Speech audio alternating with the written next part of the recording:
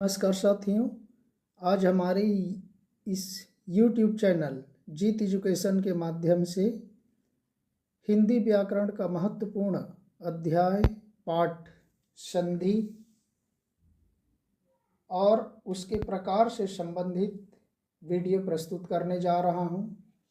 आप सबको ज्ञात है कि परीक्षा की दृष्टि से या कक्षा में अध्यापन की दृष्टि से संधि बहुत मायने रखता है, बहुत बड़ा अध्याय है और इसलिए मैं इसको छोटे छोटे वीडियो के माध्यम से प्रस्तुत करने का प्रयास करूंगा। तो ज़्यादा समय न लेते हुए आइए चलते हैं संधि और उसके परिभाषा की ओर। यहाँ पर चित्र में मैंने कंकाल वगैरह का शरीर के ढांचा का चित्र दिया। जैसे वहाँ पर कई प्रकार की जोड़ होती हैं, उसी तरह से संधि भी कई वर्णों का जोड़ होता है। तो आइए चलते हैं परिभाषा की ओर। संधि की परिभाषा देखिए। संधि का अर्थ है मेल या जोड़। जब दो समीपवर्ती वर्णों के मेल से जो विकार परिवर्तन होता है वह संधि कहलाता है। संधि में पहले शब्द के अंतिम वर्ण और दूसरे शब्द के आदि वर्ण का मेल होता है। आप सबको मालूम है संधि वर्णों का मेल होता है।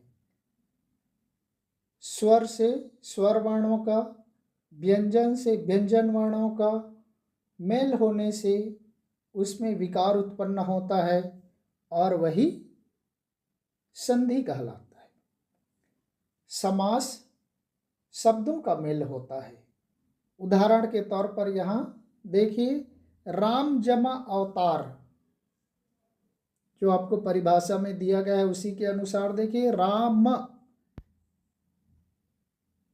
क्या बता रहा है, पहले शब्द का अंतिम वर्ण म में क्या छिपा हुआ है, अ छिपा हुआ है, इसलिए हमने वहां पर लिख दिया देखिए अ।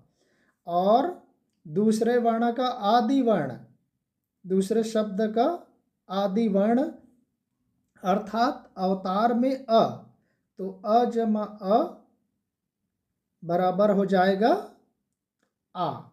तो इसलिए राम जमा अवतार बराबर रामावतार हो जाएगा।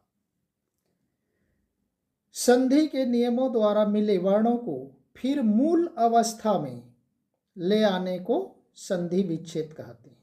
संधि के नियमों द्वारा जो मिले वर्ण हैं फिर उसको अपनी वास्तविक अवस्था में ले आने को ही संधि विच्छेद कहा जाता है। चलिए देखते हैं उदाहरणों की ओर। बहुत सारे एग्जाम्पल आपको यहाँ पर देखने को मिलेंगे। जैसे यहाँ पर दिया है देखिए उदाहरण, परीक्षार्थी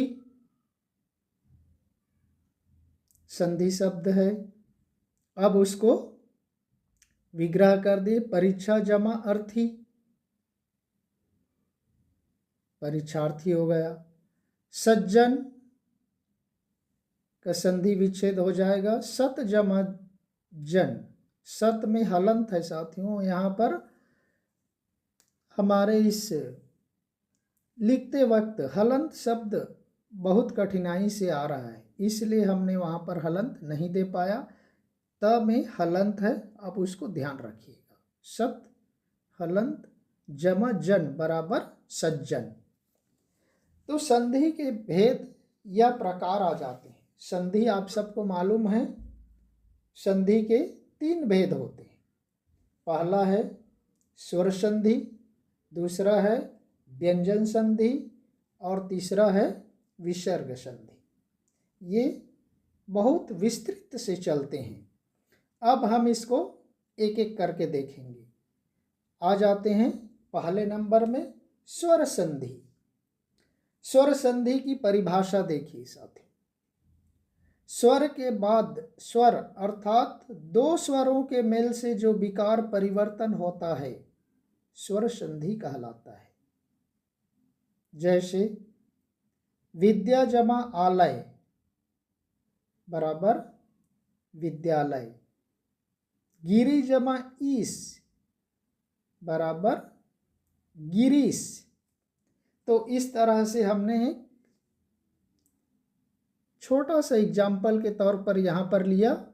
विस्तृत से स्वर के प्रकार के बारे में अगले स्लाइड में देखते हैं।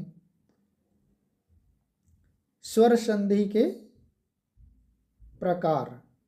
स्वर संधि के 5 भेद होते हैं। पहला दीर्घ स्वर संधि, दूसरा गुण स्वर संधि, तीसरा वृद्धि स्वर संधि, चौथा यण स्वर संधि और पांचवा अयादि स्वर संधि। संधि के 3 भेद, स्वर संधि, व्यंजन संधि, विसर्ग संधि, और स्वर संधि के 5 भेद, दीर्घ स्वर संधि, गुण स्वर संधि, वृद्धि स्वर संधि, यण स्वर संधि और पांचवा है अयादि स्वर संधि। अब इसके अंतर्गत स्वर संधि के अंतर्गत पहला प्रकार देखेंगे दीर्घ स्वर संधि। दीर्घ स्वर संधि क्या है, यहाँ पर आइए देखते हैं। ह्रस्व या दीर्घ अ ई उ, ये ह्रस्व है अ ई उ के आगे क्रमशः ह्रस्व या दीर्घ, यहाँ पर ह्रस्व है अ ई उ आए, तो दोनों मिलकर क्रमशः क्या बन जाएगा, दीर्घ आ, दीर्घ ई, दीर्घ उ बन जाते हैं। ये उदाहरण के तौर पर हम विस्तृत से चलते हैं, देखते हैं कैसे ह्रस्व स्वर मिल करके कैसे दीर्घ स्वर बन जाते हैं। यहाँ पर उदाहरण के तौर पर देखिए, स्वर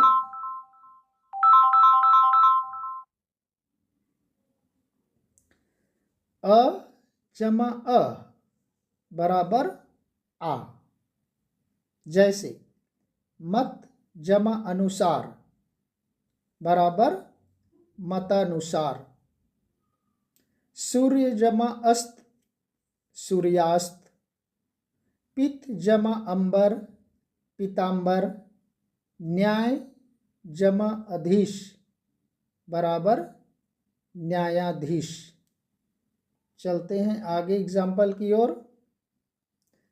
अ जमा आ बराबर दीर्घ आ, जैसे भोजन जमा आलय, देखिए यहाँ पर भोजन न में अ है और फिर आलय में आ ऑलरेडी है बराबर भोजनालय। योग जमा आसन बराबर योगासन, सत्य जमा आग्रह बराबर सत्याग्रह, कार्य जमा आलय बराबर कार्यालय, शुभ जमा आरंभ बराबर शुभारंभ। दीर्घ में देखिए आ जमा आ बराबर दीर्घ आ, जैसे प्रतीक्षा जमा आलय प्रतीक्षालय, विद्या जमा आनंद बराबर विद्यानंद, महाजमा आशय बराबर महाशय।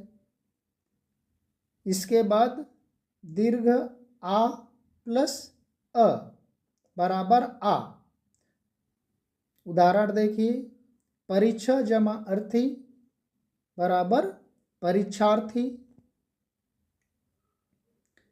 रेखा जमा अंकन रेखांकन, महाजमा अनुभव महानुभाव,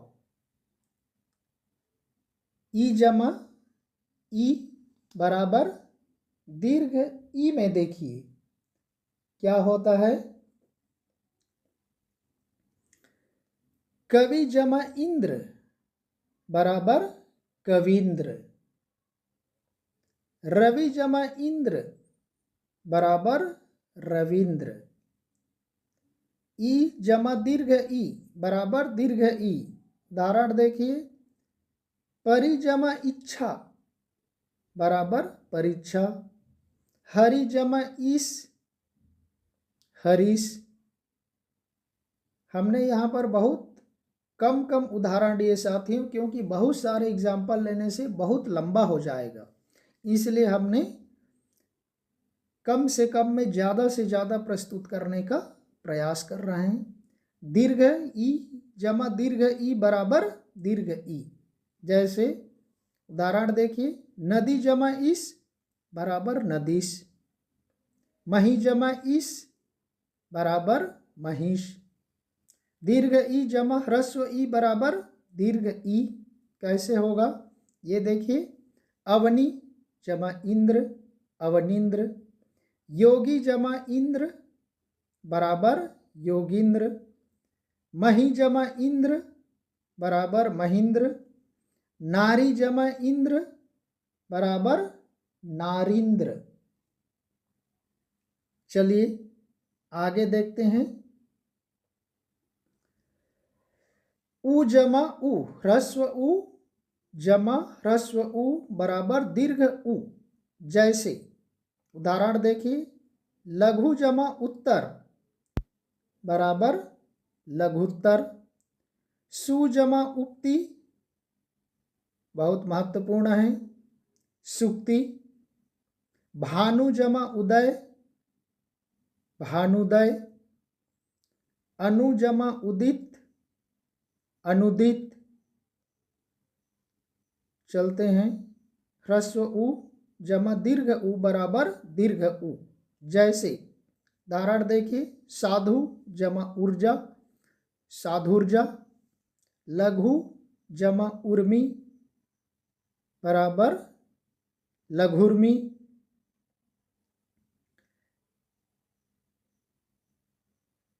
अम्बु जमा उर्मी बराबर अम्बुर्मी।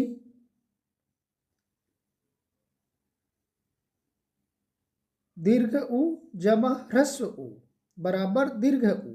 जैसे वधु जमा उत्सव बराबर वधुत्सव। वाधता है साथी।